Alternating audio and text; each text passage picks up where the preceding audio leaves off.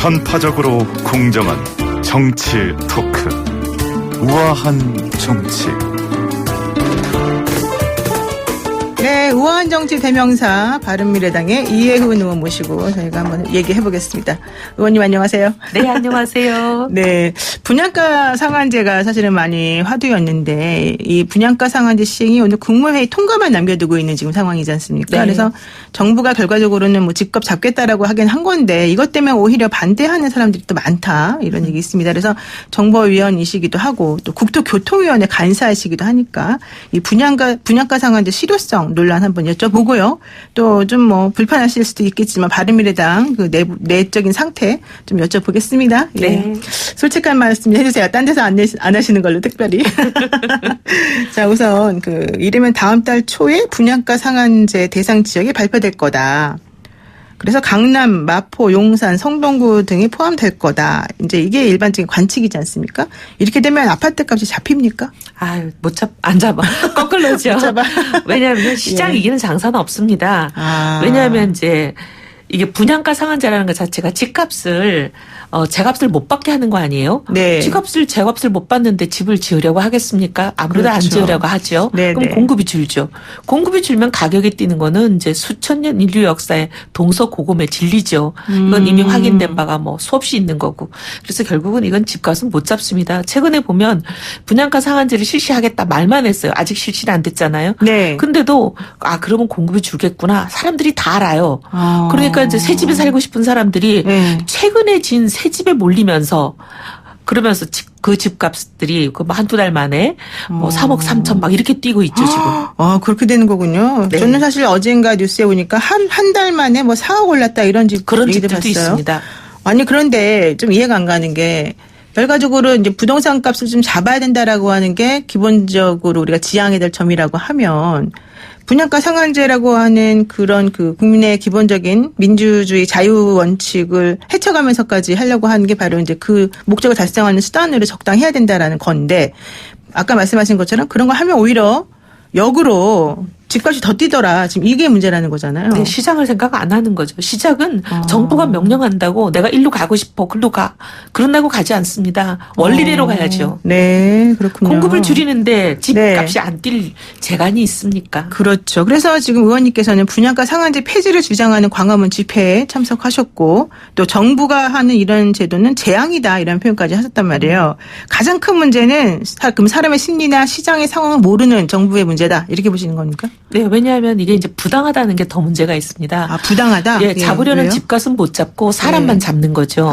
사람만 잡는다. 예, 조합원이라는 게 보면 이제 우리 집이 너무 낡았으니까 새로 짓자 이거잖아요. 네, 허물고. 네. 근데 그럼 조합원들은 집을 일단 하나씩 가져요. 그렇죠. 주로 층수도 높이고 뭐 이러기 때문에 조합원들이 다 가지고 나도 남는 집이 있잖아요. 네. 그걸 이제 일반인들에게 팔아가지고. 팔아서 자기들 공사비 충당하고 하는 거잖아요. 네, 네. 근데 이제 파는 값을 제값을 못 받게 하고 후려치니까 그러면 거기서 돈을 못 걷잖아요. 네, 그러니까 네. 나머지 이제 공사비다 뭐다 사업에 들어가는 비용을 조합원들이 더 내야 되거든요. 그래서 조합원들에게는 쪽박이라는 그 사람들이 얘기하는 이유가 바로 그런 거예요. 자기 부담률이 높아지니까? 네, 자기 더 추가로. 그래서 지금 어떤 단지는 보면은 이 분양가 상한제 때문에 가구당 2억 7천씩 더 내야 된다.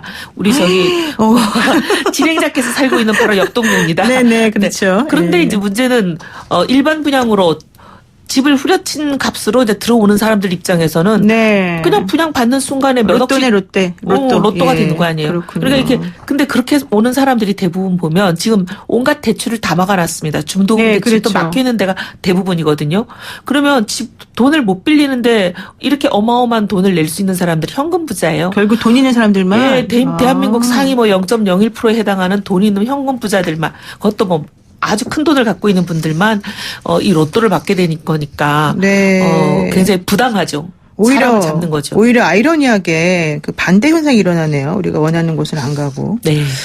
어쨌든 그러면 좀 또 하나 이제 좀 확인해 봐야 될 게 이거 같아요. 분양가 상한제의 대부분이 지금 택지 가격 결정이 이제 문제다 이런 얘기 나오지 않습니까? 네. 근데 지금까지는 해당 지역의 지자체장이 지정한 2개 이상의 감정평가 법인이 평가를 해서 이제 2개를 비교해 가지고 평균을 내 가지고 그 값을 이제 그것의 가치로 따지는 거였는데 이제는 한국감정원이 단독으로 결정한다? 이건 무슨 말입니까?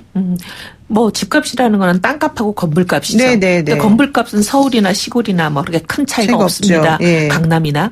근데 이제 땅값이 이게 천지 차이가 나는 거잖아요. 네. 근데 이 땅값을 팔린 게 아니기 때문에 얼마쯤 팔릴 건지 누가 예상을 해줘야 되잖아요, 전문가가. 네. 근데 그걸 지금까지 이제 구청이 평가업체에다가 의뢰를 하면 뭐 2개 해가지고 2개 평균을 냈었는데 네. 이번에 이제 분양가 상한제를 실시하면서 정부가 뭘 바꿨냐면 그 한국감정원이라고 국토부 산하 정부기관이에요. 그렇죠. 국토부 네. 장관이 딱 손에 쥐고 있는 곳이죠. 그분들이 사실상 단독으로 결정하게 바꾼 거예요. 네. 그러니 땅값을 얼마나 쳐주겠습니까? 네. 굉장히 분양가를 낮게 잡는데 이분들이 굉장히 큰 역할을 하게 될 거로 보는 거죠. 아, 그렇게 되면은 지금 의원님 말씀하신 것처럼 기존의 조합원들은 자기 부담률이 늘어날 수밖에 없고 네. 들어오는 사람들은 로또 맞을 확률이 높아지는 거다. 네, 근데 네. 그 로또는 돈 많은 현금 부자들한테만 갈 거다. 네. 이런 얘기를 하시네요. 원래 근데 그동안에 이제 감정평가하는 방식이 그렇게 뭐 2군데를 해서 평균으로 한 그런 것을 제안을 하면 이제 그 지주라 그래야 되나요? 그 조합원들이 우리가 못 받아들인다. 조합원이 아니라 이제 그 반대하는 사람들이겠죠. 그러면서 또 자기네들이 지정하는 감정업체에다가 맡겨가지고 또 해서 좀 할 수 있는 그런 게 그렇게 있잖아요. 못해요. 그냥 아니, 한국감정원이 네. 이제 자기들이 원하는 값을 조합과 구청이 가져올 때까지 계속 솔직히 반려라 그래야 되나요? 속된 말로 빠꾸할 수 있어요. 아, 반려하고. 근데 이거 그러니까 안 자기들이 됩니다. 원하는 그러면. 데까지 계속 갈 수 있는 거죠. 그럼 여기 대해서는 아무것도 뭐 이게 막을 수 있는 방법이 없는 거예요? 그래서 제가 계속 반대하고 있는데 잘 안 네. 되네요. 혼자서. 혼자만 반대하고 계시는 거예요, 지금? 그러면? 혼자 반은 아니겠지만 네. 정부를 거대한 또 여당을 상대하여 굉장히 힘에 붙입니다. 아유, 그렇군요. 사실 우리나라 이제 부동산 값은 어떻게 해결할 수가 없는 부분인 것 같기도 하고 그냥 포기하는 게 나은지 진짜 이런 마음도 들기도 합니다. 물론 제 말이 지금 틀린 말입니다. 포기하면 안 되죠. 그런데 그 한국감정원에서 지금 이제 하는 것이 문제다라고 말씀하셨습니다. 근데 이게 왜 그러냐 하니까 너무 할 일이 많다, 감정원이. 근데 인원이 너무 적다 이런 거잖아요. 근데도 계속해서 감정원으로 일이 몰리는 건 왜 그러는 거예요? 왜냐하면 정부가 자기들 원하는 대로 해줄 사람이 필요하니까 그냥 일반 평가사한테 맡기면 그 사람들이 정부에서 월급 받는 사람이 아니면은 정부에서 시키는 대로 안 하지만 인사권 쥐고 있고 월급 주는 데다가 맡기면은 정부가 하고 싶은 대로 가지 않겠어요? 이제 그런 상황인데 이 감정원이 지금 보면 계속 이제 문제를 많이 일으켜요. 작년에는 18개 단지를 이 소위 공시가격이라고 하잖아요. 네. 땅값이나 집값을 네. 평가하는 거. 네. 이걸 잘못 산정을 해가지고 사람들이 막 항의하니까 네. 실수를 인정하고 바꿔준 게 작년에는 18개 단지, 올해는 지금 아직 올해가 다 안 갔는데도 벌써 11개 단지나 발생을 했어요. 근데 뭐 한두 푼을 잘못 매기는 게 아니라 네. 18%씩 잘못 매겨요. 그러면 이 모든 공시가격이라는 게 네. 분양가도 결정을 하지만 재산세, 취득세, 보유세, 양도세 온갖 거 다 내잖아요. 네. 등록세. 네. 그다음 심지어 종부세까지. 근데 이 어마어마한 국민 생활에 영향을 미치는 62개 항목이 이 공시가격에 달려 있는데 그걸 18%나 잘못 매긴 거예요. 62개 항목이나 영향을 미치는 건데. 온갖 복지비, 건강보험료도 여기 다 연동이 되어 있습니다. 근데 사실 제가 부동산 박사 수료예요. 물론 논문은 안 썼는데. 근데 그래서 공부를 했어요. 제가 감정평가 공부를. 근데 감정평가하는 그 기준이 있어가지고 이렇게 막 함부로 이런 것들을 못하게 돼 있긴 하던데. 함부로 못하게 돼 있는데도 그분들이 잘못 적용하거나 자기들이 재량권을 가지고 재량권이 있으니까. 주관적으로 하는 바람에 이런 일들이 생긴 거죠. 그렇군요. 대부분 이런 정부에서 매긴 값은 당사자가 항의한다고 거의 안 바꿔주거든요. 근데 워낙 명백한 오류였기 때문에 이렇게 많이 바꿔준 거죠. 그러네요. 네, 알겠습니다. 자, 분양가 상한제 시행 관련해서 이제 여기까지 말씀을 듣기로 하고요. 바른미래당 내분 사태로 한번 넘어가겠습니다. 유승민 의원이 오는 12월 탈당과 신당 창당을 공식화했습니다. 지금 이 공수처 설치 법안 처리를 두고 여야 갈등이 심한데 결과적으로는 바른미래당 입장이 중요하겠죠. 이게 149명이 찬성을 해야 되는데 뭐 양쪽 다 합쳐가지고 좀 애매하니까요. 그러면 한국당 반대가 23일까지 좀 기다려보겠지만 안 되면 여야 4당이 공조하겠다고 민주당이 얘기를 했는데 바른미래당은 여기서 협조가 되는 당입니까? 안 되는 당입니까? 저희 갈라지죠. 손학규 대표를 손학규 대표와 가까운 사람들 몇 분이 찬성하고 있지만 네. 또 이제 예를 들면 바른정당계 출신들이나 이런 분들이 지난번 패트 때도 그거 반대하느라고 그렇죠. 당이 거의 양분된 거 아니에요? 네네 네. 그렇습니다. 그러니까 당권파와 비당권파가 다르게 할 거다. 그러니까 바른미래당에서는 뭐 통일된 어떤 그 투표 이런 것들을 강요하지 않는다 이런 얘기네요. 아니 그렇게 할 수도 없죠. 할 수도 왜냐하면 없고. 지난번에 당론 정하지 못했으니까요. 그렇군요. 당론을 3분의 2가 찬성을 해야 정하는데 그때 네. 3분의 2 숫자가 안 됐던 바람에 네. 당시 당권파라고 얘기하는 손학규 대표 그 무리들이 그 당론으로 정하지 못했기 때문에 각자 자기가 선택하는 거죠. 그러면은 의원님 말씀에 의하면은 표결을 붙여도 안 될 가능성이 있다 이렇게 보시는 거예요? 안 되게 하려고 저희들은 많이 안 되게 노력하죠. 하려고? 네. 아, 그렇군요. 네. 자, 좋습니다. 유승민 의원이 그리고 12월 탈당을 얘기를 하니까 손학규 대표가 기회주의자다. 그리고 뭐 이런 얘기하고 또 유승민 의원이 황교안 대표랑 만난다 그러니까 꼴통보수다. 뭐 이러면서 얘기했잖아요. 이거 어떻게 보십니까? 그러니까 한 사람에 대해서 실망하는 그 끝이 어딘가 요즘 매일매일 놀라고 있습니다. 실망의 끝은 어딘가? 예. 놀라고 있는데 예. 만약에 이제 유 대표와 황 대표의 만남이 이루어진다면 이루어져야지 지금 이 손 대표가 얘기하는 비판이 그렇죠. 예. 이제 비판을 할 수 있는 기회가 생기는 거 아니에요? 네. 근데 이제 만약에 이루어진다면 그 얘기는 유 대표가 지난번에 공개적으로 3가지 조건을 얘기했잖아요. 네. 보수 통합이 되려면 요 3가지가 먼저 있어야 된다. 그쵸. 첫 번째는 이제 탄핵 인정하는 거고 두 번째는 자유만 강조하던 보수의 가치를 공정 정의까지 확대해야 된다. 그리고 세 번째는 이렇게 불파불립. 어떻게 보면은 허물지 않고는 새 집을 지을 수가 없으니까 그렇죠. 다 허물자. 네. 이 3가지가 받아들여졌기 때문에 만나는 거 아니겠어요? 만난다면. 만난다면. 네. 그러니까 그렇게 되면 그걸 꼴통보수라고 누가 얘기를 하겠어요? 아마 대한민국 5천만 명 중에 그 꼴통보수라고 얘기하는 사람은 우리 손 대표님 한 분밖에 없을 것 같은데요. 아, 지금 꼴통보수라고 하는 표현 자체가 적절하지 않다. 왜냐하면 그 만남의 전제가 되면서 유승민 의원이 얘기했던 것들이 이루어져야 만나는 걸 테니까. 이루어져야 되는 거고 유승민 의원이 얘기하는 거는 꼴통보수가 아니라 중도 합리적인 측면에서 얘기가 되는 거기 때문에 개혁보수다. 예. 아, 그렇게 되는 거군요. 지금 그런데 막 그 비당권파에서는 손학규 대표를 막 추하다 이런 얘기까지 얘기를 하고 있어요.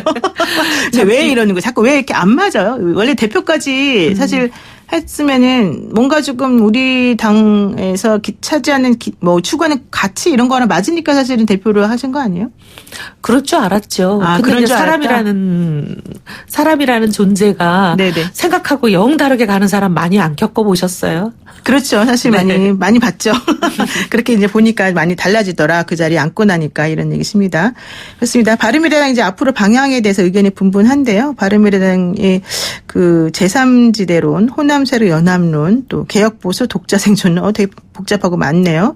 이거 어떻게 해야 돼? 누구 하나 혼자서 할 수 있는 건 아니잖아요.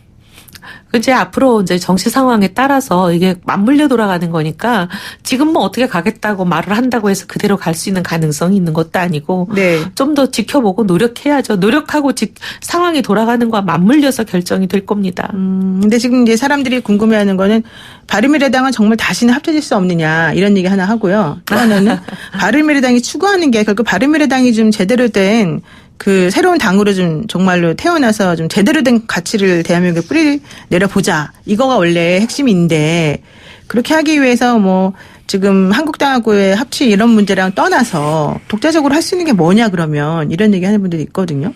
저희 창당 정신은 그거예요.